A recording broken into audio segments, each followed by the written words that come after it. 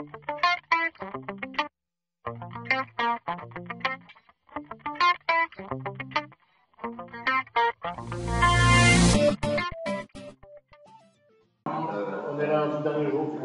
est rendu le dernier jour du mois d'avril déjà, la neige a fondu, les panquerettes sont sorties et nous sommes en classe live devant public en feu, mesdames et messieurs, ce matin.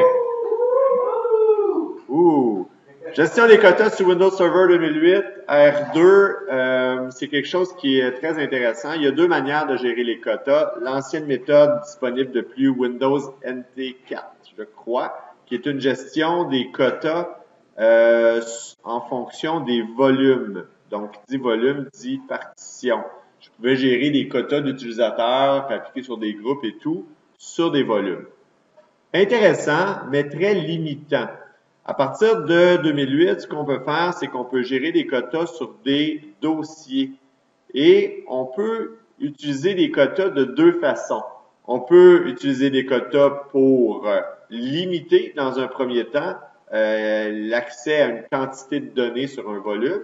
Et on peut aussi utiliser les quotas, c'est ou utiliser les quotas pour surveiller, faire un Big Brother de nous-mêmes.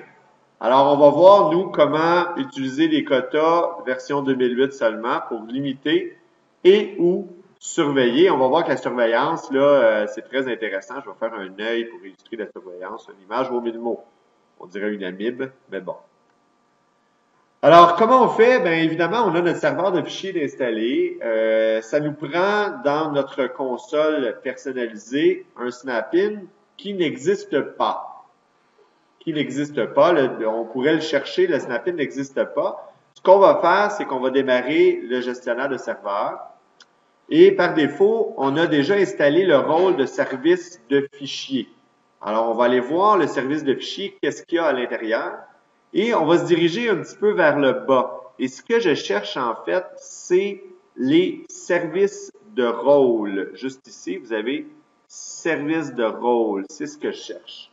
Et dans les services de rôle, j'ai différents items.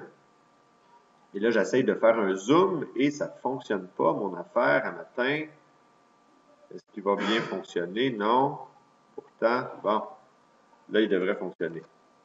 Est-ce que je suis capable de zoomer, monsieur? J'ai de la misère avec le gars des vues, à matin. Oh, presque! Oui, on l'a eu.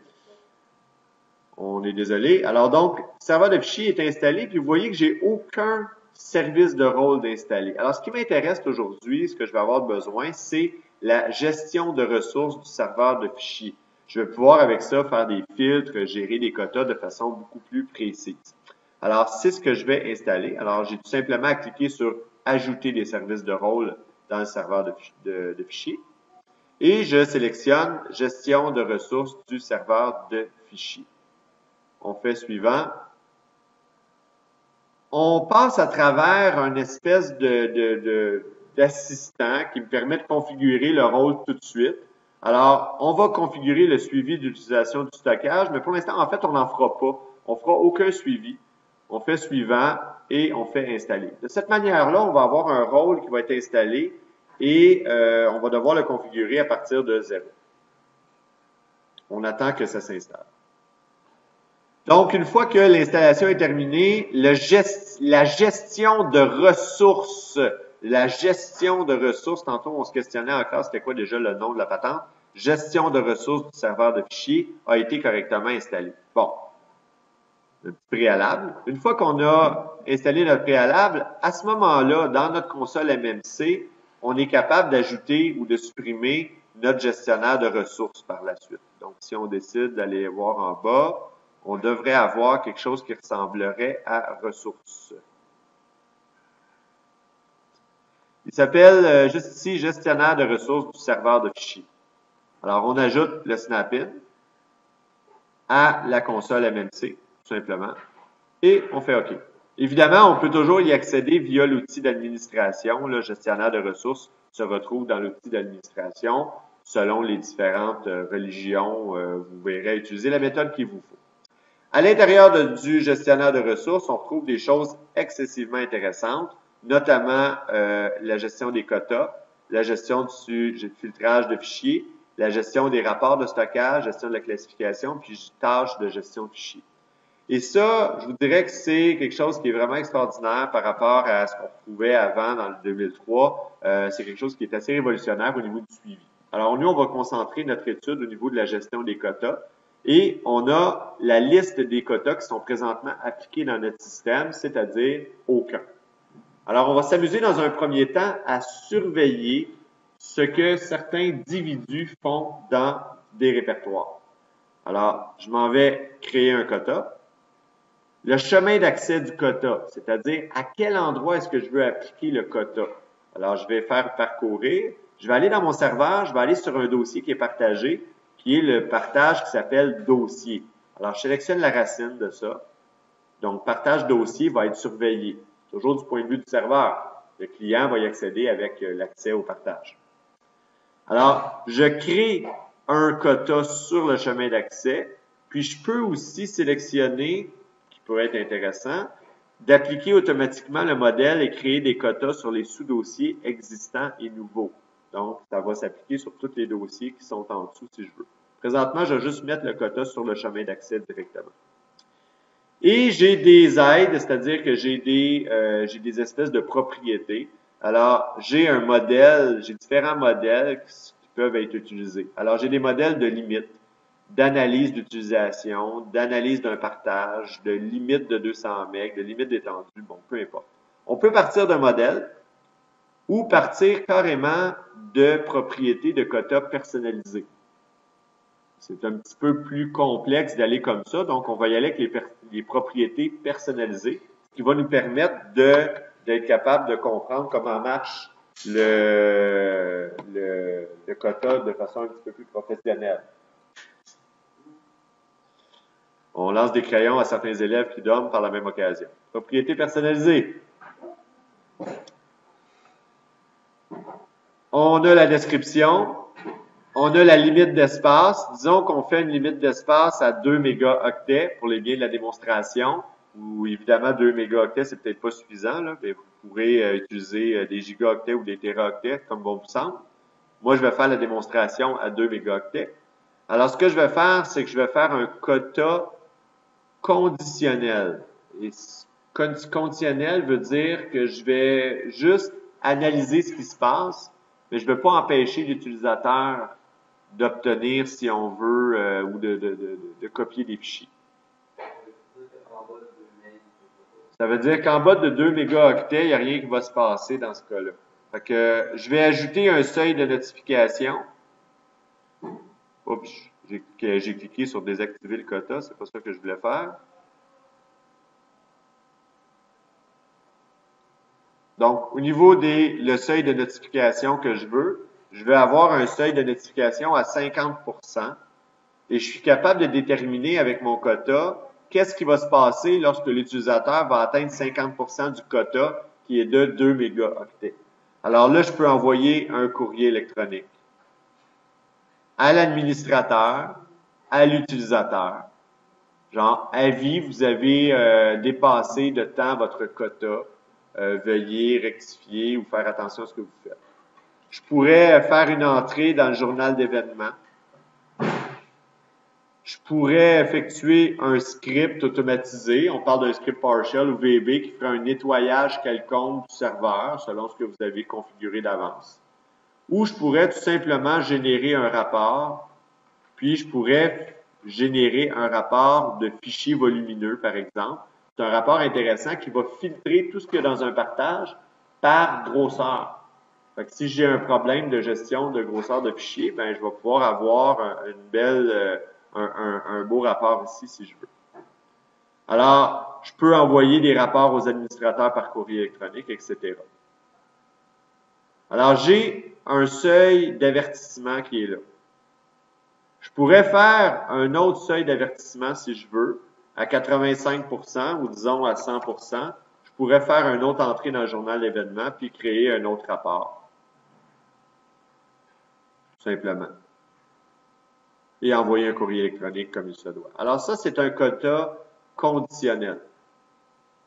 Dans le cadre d'un quota inconditionnel, ben, je vais tout simplement empêcher la personne d'atteindre la limite. Puis je vais avoir des seuils de notification qui demeurent le même. Alors, on va voir un peu le résultat de ma configuration de base dans le serveur. Je vais enlever, désactiver le quota ici, qui fonctionne évidemment. Alors, j'ai mon quota, je fais créer. Le système me demande de créer un quota personnalisé. Est-ce que tu veux en faire un modèle? Donc, on pourrait créer un quota de toutes pièces qui fonctionne et en créer un modèle pour pouvoir en recréer d'autres par la suite plus facilement, pour pouvoir en appliquer d'autres. Alors, nous, on ne fera pas de modèle. On va enregistrer le quota sans créer de modèle. Et on fait OK. Et j'ai mon quota qui est appliqué dans le système. Alors, l'avantage, c'est que là, j'ai un quota. Le désavantage, c'est qu'il n'est pas gros, hein? Mais on va être capable quand même de vérifier un peu ce qui se passe. Alors, je pars avec mon client. Avec mon client, je vais accéder à mon serveur. Serveur 1. Alors, j'ai ouvert une session avec un utilisateur qui s'appelle Lee. Lee, je me souviens plus exactement, elle a le droit d'écrire où? Peut-être dans le protocole. Non, elle n'a pas le droit. C'est la secrétaire, elle n'a pas le droit d'écrire nulle part, hein? Elle a un rendez-vous peut-être? Même pas, elle n'a pas le droit d'aller là. Alors, j'ai pas pris la bonne personne. Jamais prendre quelqu'un qui n'a pas de droit pour faire une démonstration d'écriture. Ça, c'est note à moi-même. Alors, je vais ouvrir une session avec qui? S'il vous plaît, dans la salle, j'aurais besoin d'aide. Qui? Tan. Alors, Tan. Évidemment, vous ouvrirez les sessions avec les usagers que vous voulez bien, là. C'est juste dans le but de démontrer qu'est-ce qui se passe dans le serveur. J'ouvre la session et j'accède au serveur. Donc, à l'aide d'un autre usager, Tan, semble-t-il que je peux écrire dans Opération. Non, je ne peux pas écrire dans Opération, ça va bien. Les protocoles, peut-être? Oui, donc j'ai le droit d'écrire dans Protocole. Alors, écrire un dossier comme ça, simple, ça ne crée pas de data nécessairement. Alors, ce que je vais faire, c'est que je vais aller chercher des fichiers qui sont n'importe où dans l'ordinateur, c'est pas très grave, c'est pas très important, ils sont où. Puis je vais les copier dans mon répertoire protocole. Juste question de créer un peu de contenu. Je vais essayer de me rendre un petit peu plus que 1 mégaoctet comme quantité de données pour voir le résultat de surveillance dans mon serveur avant de le dépasser. Alors, je m'en vais dans Windows, n'importe où. Là. Je vais juste chercher des fichiers pour pouvoir créer des données. Alors, ici, j'ai un fichier de 1.2 MB, ce qui est intéressant. Je vais le coller dans mon répertoire protocole. Alors, présentement, j'ai dépassé le seuil de 1 mégaoctet, c'est sûr, dans mon serveur. Alors, je vais aller voir du côté de mon serveur qu'est-ce qui s'est passé. Alors, pour ça, ben, je peux aller faire un rapport, gestion des rapports de stockage, et je peux aller voir mon rapport de stockage que j'ai demandé de créer.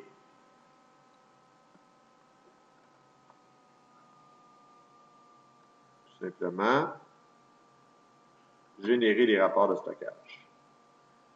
Excusez-moi, il faut aller l'exécuter. Donc, au niveau des rapports de stockage, évidemment, une fois que le rapport de stockage a été exécuté, il faut aller le chercher. L'endroit où on va le chercher, c'est à l'intérieur de l'ordinateur sur le disque C. Il y a un répertoire qui s'appelle Storage Reports.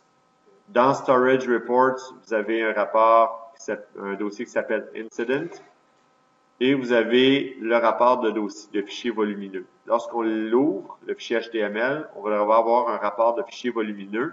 Pourquoi? Et c'est ça qui est intéressant, le pourquoi a été automatisé. C'est généré en réponse à une notification de seuil de quota de 50% dépassé. Alors, dès que je dépasse le quota, j'ai un rapport qui est affiché, ça me permet d'aller l'analyser.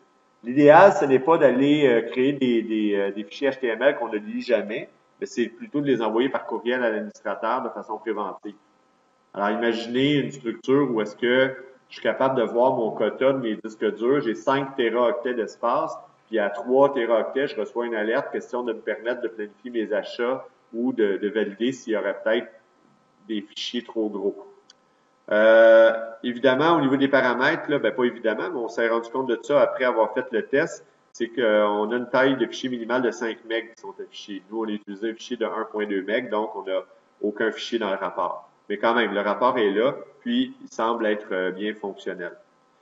Maintenant, si on continue, puis on vient fou, toujours avec le même user, on va mettre d'autres fichiers pour dépasser la quantité de 1 mégaoctet. Donc, j'ai un fichier ici de 2 mégaoctets.5. Alors, je vais le prendre, puis je vais le mettre dans le partage. Techniquement, j'ai une alerte d'espace insuffisant. Alors, ça me permet, avec cette fonction-là de quota, de gérer de l'espace disque par dossier ou par volume. Alors, j'ai vraiment une alerte, je peux rien faire, je peux pas copier, j'ai pas le droit de copier le truc. Et qu'est-ce qui va se passer dans le serveur? Bien, il va se passer ce que je lui ai demandé de faire lorsque j'atteignais le quota. Alors, si on va voir le quota pour le fun, si on va modifier, ou en tout cas voir les configurations de ce quota-là, bien, j'avais un avertissement à 100%, j'avais aussi gestion d'un rapport, j'avais aussi la création d'un rapport qui était créé. Alors, techniquement, dans mon système, je devrais avoir d'autres rapports, et comme vous voyez, j'ai d'autres rapports qui ont été affichés. Mais pourquoi il bloque? Alors, il est bloqué, pourquoi? On me demande pourquoi il est bloqué, parce que mon quota est de type inconditionnel. Alors, le quota, qu'est-ce qu'il fait? Ça, c'est son action finale. Inconditionnel, il bloque, et conditionnel, il ne bloque pas. Mais les notifications sont à différents pourcentages de l'atteinte du quota final. Donc, ça me permet une belle gestion de mes ressources. Si on regarde le fichier par propriétaire, parce que je me souviens avoir changé, ben là, on voit que le propriétaire, c'est esthétique, c'est TAN qui est propriétaire de ces fichiers-là, puis TAN est propriétaire de 1.2 MB sur le serveur. Alors, je suis capable de voir par propriétaire combien de fichiers appartiennent à lui. Parce que dès qu'on crée un fichier dans un système, dans un serveur de fichiers, il nous appartient. Donc, j'ai créé mes fichiers à partir d'ici avec l'utilisateur TAN et ça se répercute et on voit le rapport ici au niveau du serveur. Alors, c'est intéressant d'être capable de s'amuser avec les quotas, d'être capable de créer des quotas, si on veut, sur des dossiers. Ça nous permet une plus belle flexibilité. Ceci dit, on peut tout à fait gérer des quotas comme dans l'ancien temps, c'est-à-dire sur un volume. On est capable de cliquer droit et de faire propriété et d'aller chercher les quotas ici, les quotas de volume. C'est une autre façon. C'est le même mot, mais c'est une autre méthode de gestion. Alors ça, c'est disponible en version 2003, en 2000, en NT4, tout ce que vous voulez, ça fonctionne. Et là, je suis capable d'activer une gestion de quotas. Je suis capable de limiter ou pas limiter. Je suis capable de refuser de l'espace disque aux utilisateurs. Et ce qui est intéressant avec ici, c'est que je suis capable de faire des entrées de quotas pour des utilisateurs précis. OK? Donc, je suis capable de dire, je vais faire une nouvelle entrée pour un groupe GL en particulier. Même pas, je peux juste prendre des utilisateurs, pardon. Je pourrais prendre certains groupes, je pense. Non, je peux juste prendre des utilisateurs. Fait que je pourrais prendre, mettons, TAN. Puis là, je pourrais dire, TAN, je limite l'espace disque à 1 kilooctet. Je pourrais utiliser des gestions de quotas par utilisateur avec cette technique-là. Donc, je l'activerai pas ici nécessairement, là, mais vous pourriez expérimenter un peu leur impact au niveau du système. C'est ce qu'il fallait démontrer aujourd'hui.